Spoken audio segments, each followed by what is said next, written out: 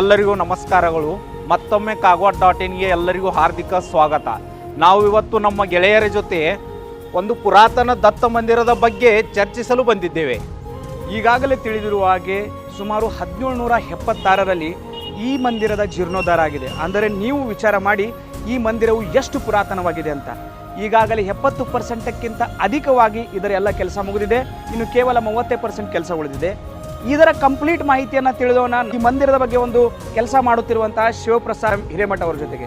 ಈಗಾಗಲೇ granite work ಆಗಿದೆ, flooring work ಆಗಿದೆ, ವಿಂಡೋಗಳ ವರ್ಕ್ ಆಗಿದೆ, ಬಟ್ ಇನ್ನೂ ಸ್ಲೈಡರ್ ಕುಣಿಸೋದಿದೆ. ಅದೇ ಥರ ಕಲರ್ ಬಾಕಿ ಇದೆ, ಲೈಟ್ ಫಿಟ್ಟಿಂಗ್ ಆಗಿದೆ. ಈಗಾಗಲೇ ಚೌಕಟಿ ಕೆಲಸ ಮುಗಿದಾಗಿದೆ, ಆದರೆ ಇನ್ನೂ ಕಟ್ಟಡ ಫಿನಿಶಿಂಗ್ ಕೆಲಸ ಬಾಕಿ ಇದೆ. ಅದೇ ರೀತಿ ಕಂಪೌಂಡ್ ವರ್ಕ್ ಸುದ್ದ ಇನ್ನೂ ಬಾಕಿ ಇದೆ.